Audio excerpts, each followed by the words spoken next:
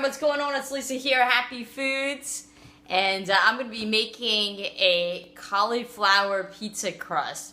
It'll be my first time making it. I've seen recipes online, and some friends of mine have been making it, and said it tastes really, really good. So it's a great gluten-free option, and if you're into low carb, I guess a low carb option, but I'm actually trying to increase my carbs, so not going for it for that reason. But yeah, I'm just curious to see what it tastes like, and I've got some organic cauliflower that I picked up at Trader Joe's for my last grocery haul, and I haven't used it up yet, so I thought I like to usually make cauliflower mashed potatoes, but I thought why not something different and try making the cauliflower pizza crust. So this is how I'm going to make it, based on just a couple of recipes I found online. I'm just kind of making my own little twist to it.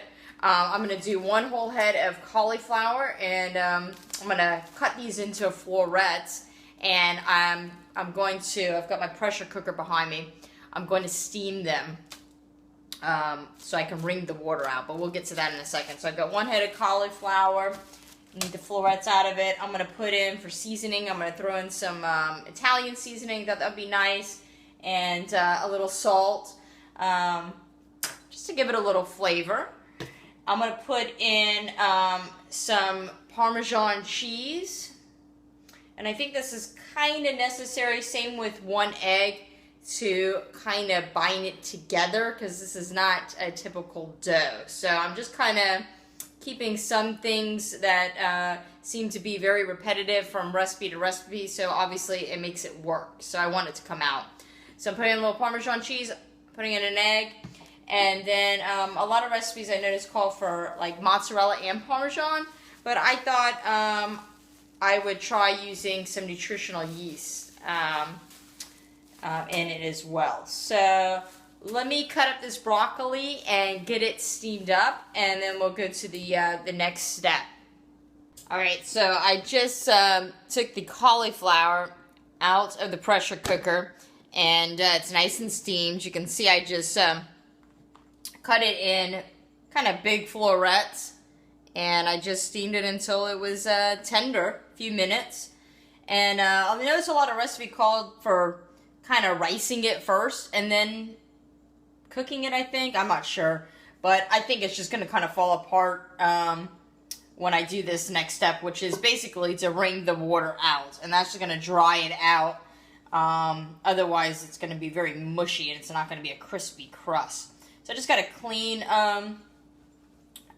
towel here, and I just got it in here, and let's see how this goes. I've never actually done this before. It's still kind of hot, but just gonna, ooh, there we go. You see that?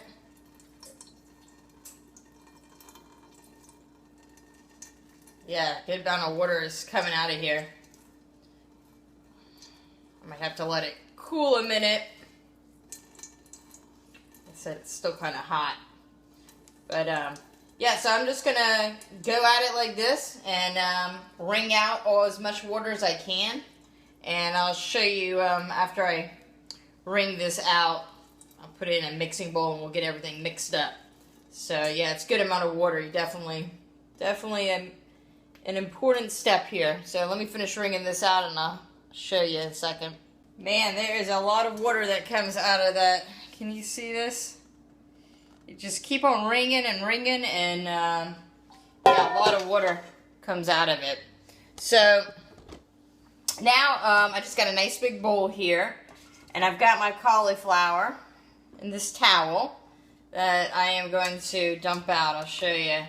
It's just, there's no need to, you can buy, I guess, the cauliflower that's already riced, but there's really no need to chop it up before you cook it, because once you wring it out, it's just going to crumble. As you can see, this is just a complete, kind of, almost like a paste, I guess. So let me get all that out. And here's what it looks like. Kind of looks like a bit of a dough. Really does. It's kind of sticky. It can, almost like an guess almost like a mashed potato. So I'm gonna put in here 1 egg. I'm gonna put in a 1/4 cup of Parmesan cheese.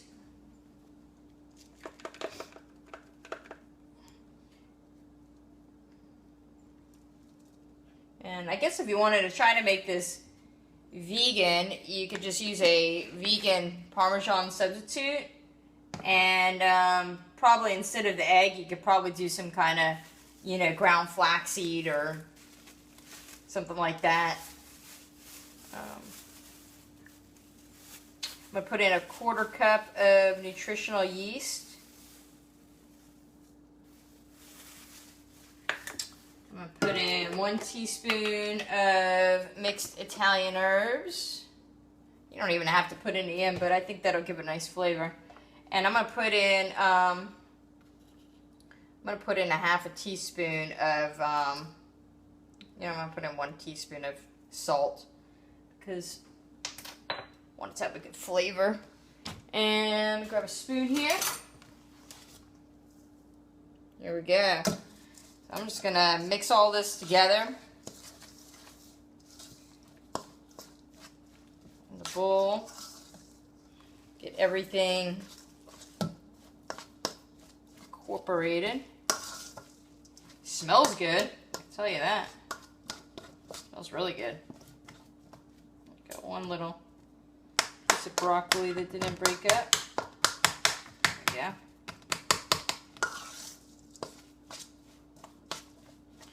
Alright, so I'm just going to mix this up so it's really combined well. And then we'll bring it to the sheet tray and get this looking like a pizza crust. I pressed the cauliflower dough onto a sheet tray. I just put some parchment paper down.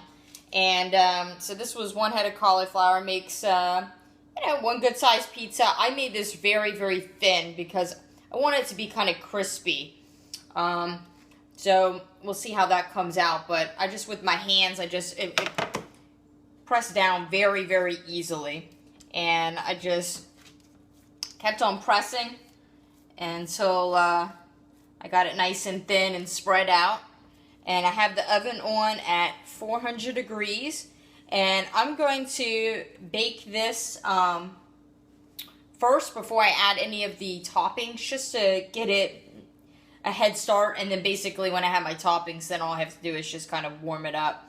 But I'm going to throw it in at 400 degrees, and I'm going to set the timer for 10 minutes, and then I'm going to check it and see how long it takes to get to kind of golden. And I want to be able to possibly be able to take it off of this parchment paper so it can get crispy from underneath, but we'll see what happens.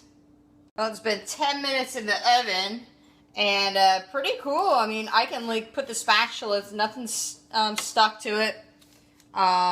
It's definitely holding together. Nothing stuck, and it's all 1 sheet, I can tell.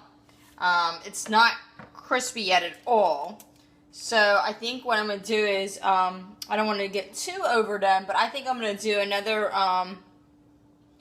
another 6 minutes, and then see where it's at.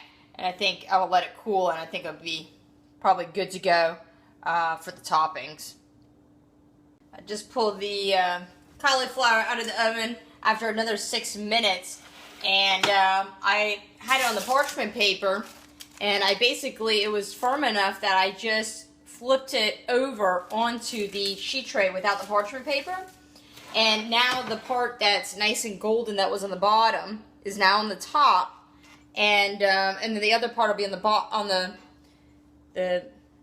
part that's not so brown will be on the bottom, and that will get crispy when I add the toppings and recook it again. So yeah, you can see I can definitely, it's very hot right now, but I can move it all as like 1 piece. It's not falling apart or anything, so that's kind of cool.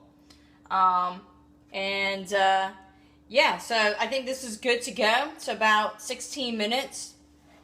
15-16 minutes in the oven at this thinness. And I flipped it over, and now I'm going to put the toppings in. We'll see how it compares to the traditional thing and how it tastes. How is the cauliflower pizza crust, Avery? Good. Is it really good? Girls came home, they were curious to what it was, and I cut them a little piece to taste, and now everybody keeps on asking me for some. I said, we're going to put a little sauce and cheese on it. Tastes really good, huh? Yeah? You want it into a pizza tonight? All right. I'll give you guys the cauliflower crust. She's gonna buy sauce and put cheese on it. That's what I'm gonna do. That's the plan. We'll make a little cheese pizza. And eat it for dinner, make it into a pizza, put it in the oven, and then make it into a pizza. Sounds good. We'll try it on the cauliflower crust. All right. And here is the finished product. So just put a little marinara sauce and some mozzarella cheese and threw it in at 450 degrees for 6 minutes. Because obviously the crust is cooked, so just enough to melt the cheese. And I'm going to cut this up, and this is actually going to be for the girls because it's not enough for all of us to eat. So I got a separate pizza for Jen and I. But let's do a little taste test. The kids' plates, I just got a couple slices on here. It's enough for each of them to have 3. And yeah, just taste it. It's really good. It's very tasty. I mean, to me, it tastes like cauliflower, but it's doable. It's really good. Jen was gonna taste it. You want to taste it, Ben? Yeah. All right. She's never had it before. I've been kind of nibbling.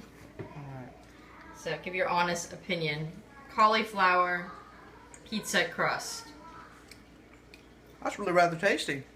Is it pretty good? I mean, Yeah. it holds up. I mean, you can tell it's cauliflower, but it's a Well, I like good cauliflower, little and you can taste cauliflower. Yeah, it's a good little substitute, huh? Oh, it's nice. Yeah. You want to try I'm it, Rylan? impressed. You All want right, a little Rylan? piece? You pick whichever piece you want. Take a little piece there. What do you think? You like Jake? it with a little cheese and sauce? Is it pretty good? Yeah? All right. I'll give it a thumbs up. Thumbs up. All right, so the cauliflower pizza was a hit. Give it a try if you haven't tried it. I guess I would probably make it again. The only thing that I have to say that was a little bit of a pain was just having to wring out the cauliflower, and then I'm stuck with a dish rag that I gotta kind of rinse out before I can throw in the dishwasher. But the laundry machine. But other than that, it was fairly easy. I actually thought it would make a little more pizza than it did from that entire head of cauliflower. You're basically in a sense dehydrating it, so it's going to shrink down. So probably shrink down to about a third of its size. So other than that, I give it a thumbs up. So thanks so much for watching, and remember, always eat happy foods, and don't forget to like and subscribe, and I'll leave links down below for some social media if you'd like to come follow me on there as well. So have a super awesome evening. Ciao.